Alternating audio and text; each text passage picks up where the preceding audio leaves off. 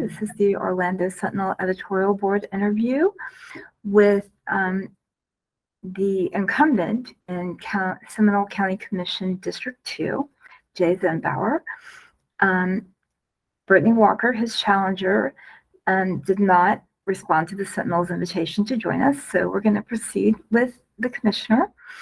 And we will spend a brief time going through some of the big issues that are facing Seminole County, and then we'll give Mr. Zembower a chance to make a closing statement.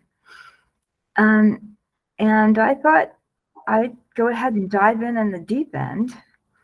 One of the biggest challenges any local government faces is setting property taxes, and this year it's a whammy because of the rising property values.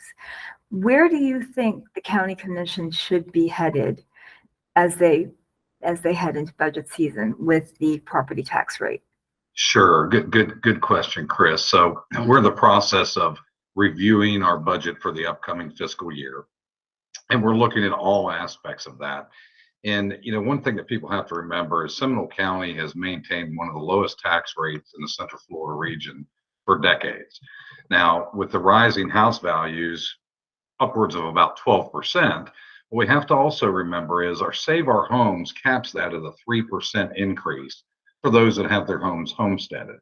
So the county's not going to realize a 12% across the board, or whatever that number ultimately is, as those houses increase.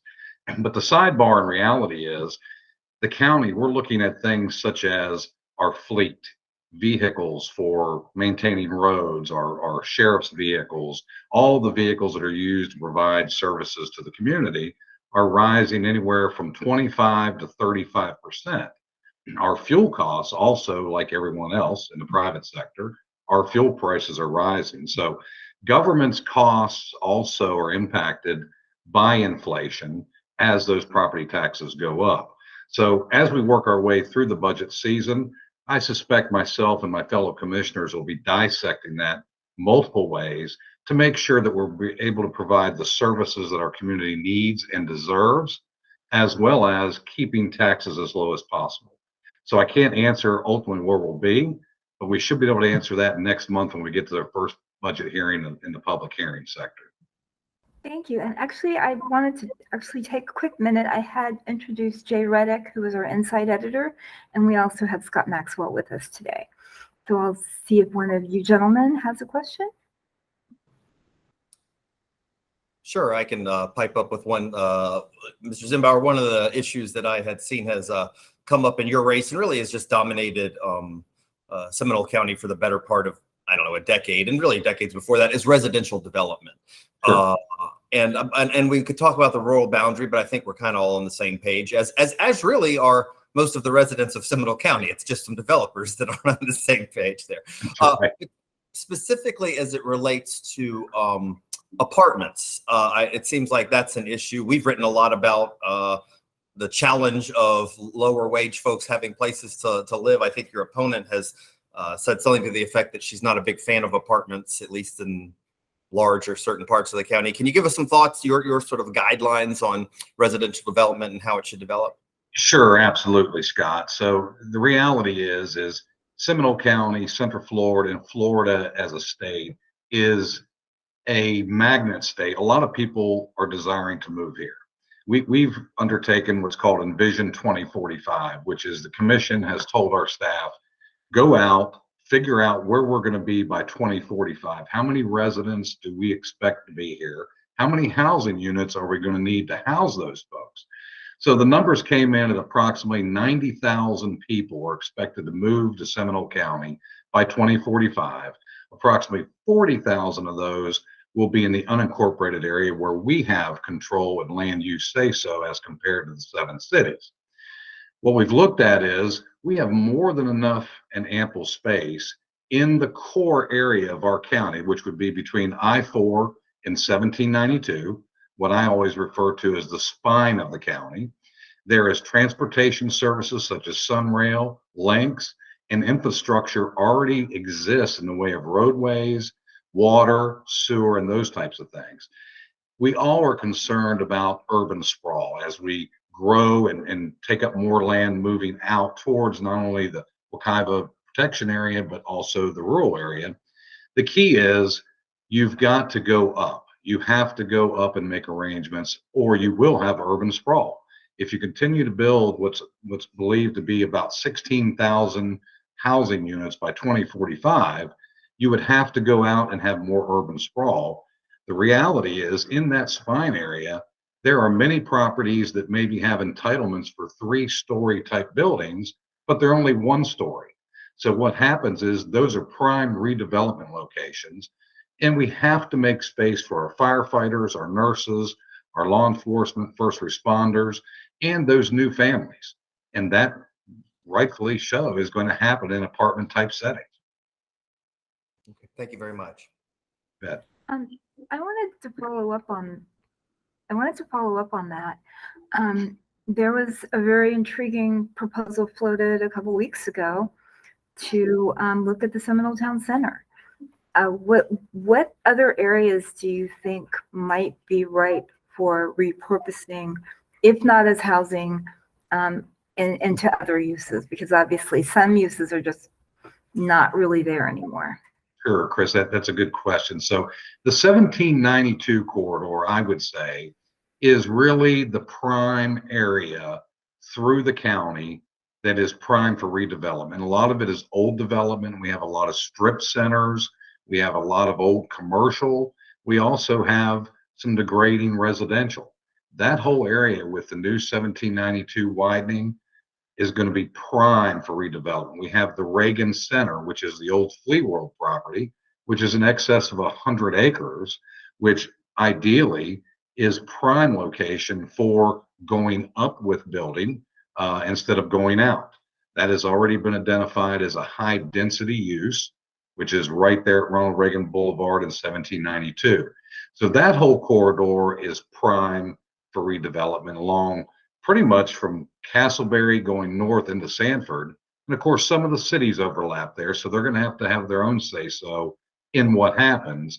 But the reality is that was a CRA area, and that was one of the reasons the CRA money was put into that 1792 corridor years ago in anticipation for redevelopment. So that's going to be the prime location in and around that 1792 hub. I had a quick question for you. I know that your opponent has seemingly drawn a little bit of a divide between the two of you as far as your COVID response when things happened back there. And I know that, and forgive me if I'm misrepresenting, I believe that you were early on were for limitations, but not necessarily shutdowns in a lot of those situations. Looking back on it, and you know, this seems like it should be an older issue, but yet it seems to be ongoing with continued ups and downs. But looking back on it, do you think that your approach to it was the correct one? Is there anything you would change or regrets to it? Well, what I would say is, and I would agree with Governor DeSantis, that we would not do some of the things that were done before. I mean, the reality is everyone in this country was going through uncharted territory with this pandemic. At all times, Seminole County followed the state's guidance and guidelines. The good thing about what we did in Seminole County, we never shut down a single business. Any business shutdowns were either statutory demands by the governor's office or at the state level or at the federal level. We also did not have a mask mandate outdoors. It basically followed CDC guidelines, which came through the state's executive orders, which was indoors if you can't stay 6 feet apart. And no time was there anything outdoors. We kept the businesses open, and to much of our staff's credit, 1% is what we dropped in revenue in Seminole County. We lost 1% revenue as compared to the previous year. And the reason is because we did keep businesses open. We didn't invoke curfews. We didn't invoke shutdowns and those types of things. The school board, obviously, they did their own thing, but I think we handled it pretty darn good and followed, Governor DeSantis's guidelines and the state's guidelines from the get-go.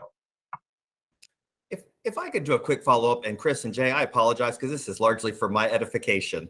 You Sure. just touched on something that I've been found interesting, particularly in Seminole County. We had a school board member run and said, if you elect me, I'll never vote to shut down schools again. And the school district was quick to contact me actually and say, just for the record, we never shut down schools. The only time schools were shut down was when the governor ordered them shut down. I'm just wondering, do you sort of have that as a narrative where there's sort of this notion that you all shut down more things than you actually did that you find yourself running against? Yes, we do. I mean, you know, as of late, as of yesterday, I've been accused of shutting down places of worship.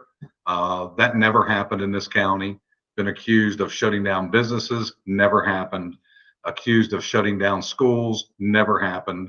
And all times we followed Governor DeSantis's lead, his executive orders, and it would do people well to go read the phase 3 reopening program that the governors and his staff put forward. That pretty much lines it out. And if you read all the executive orders, it's clearly been followed by Seminole County. Now, arguably, other counties did more than what those executive orders said, but we followed it to the T.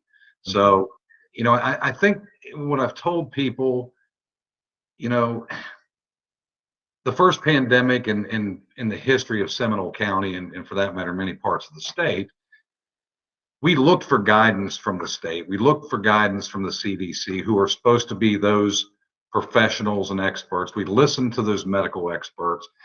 And I think we ended up doing pretty darn good in Seminole County. We allowed those businesses to stay open.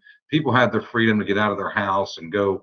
In fact, our parks and recreation use went up over 600% during the pandemic. So at all times, you know, we kept things open, and the false narratives that are running around, the beliefs that people are buying into, simply just aren't true. And I would urge people, go do your own reading, do your own research. Don't get your news off social media. It's all online. The governor's orders, they're all there. The phase 3 reopening, it's all on the internet.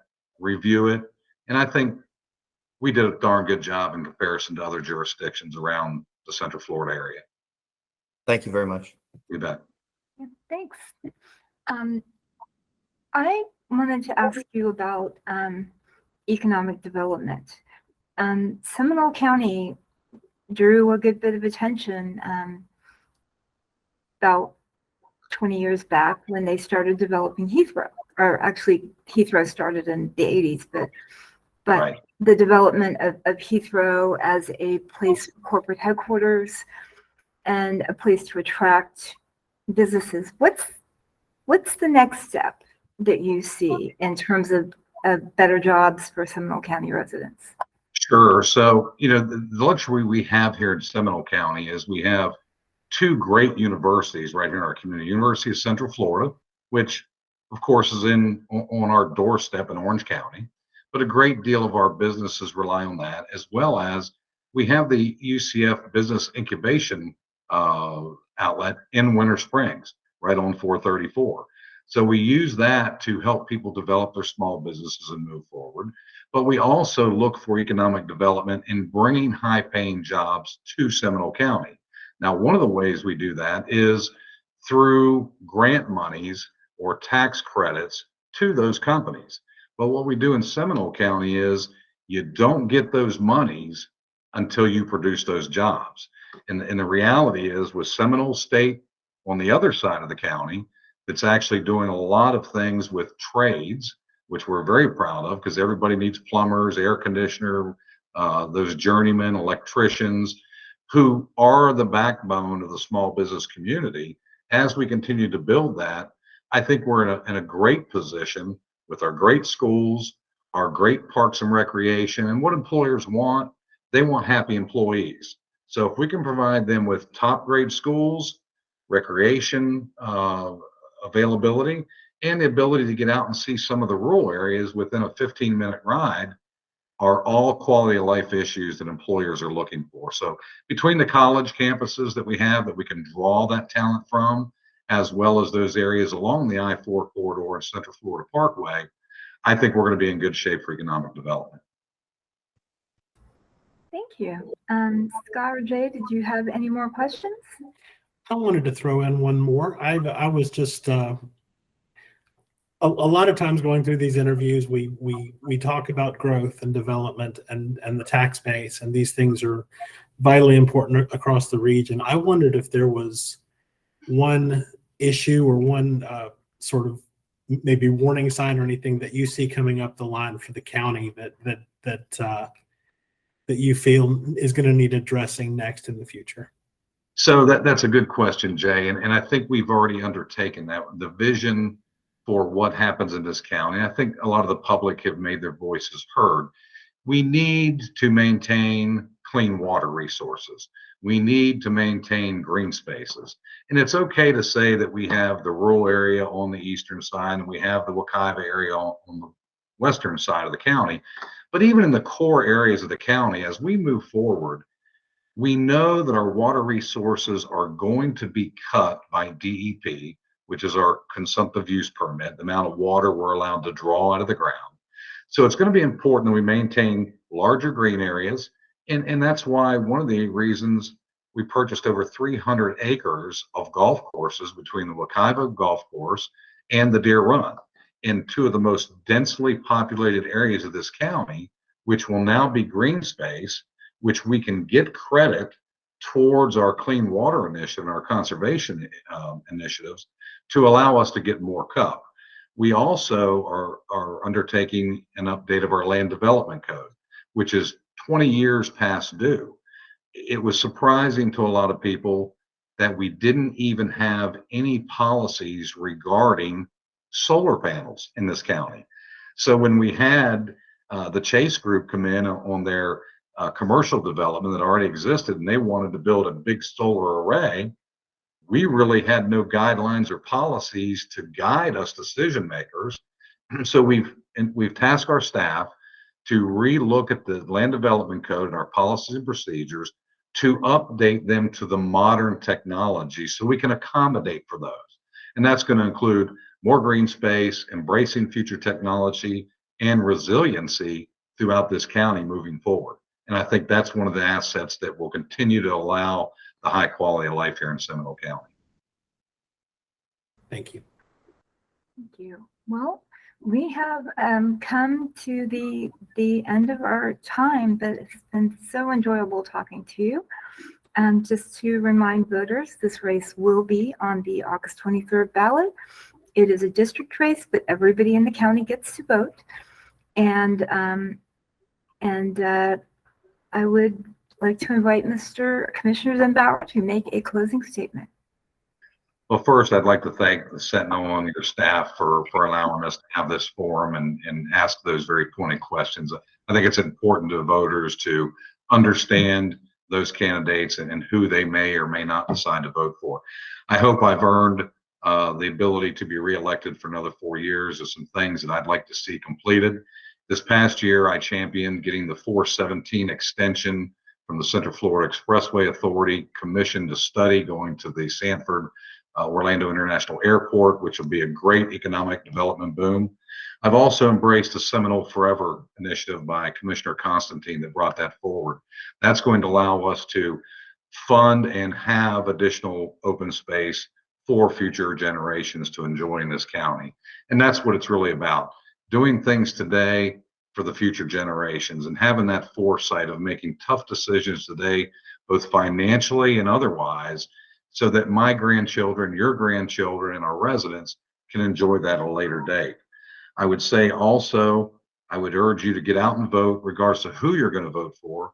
I would urge you to visit our platform at jayzembower.com. Look us up. If you have any questions, drop us an email, give us a call. Happy to speak to anybody at any time. And again, thank you all for putting this forum together. We appreciate it.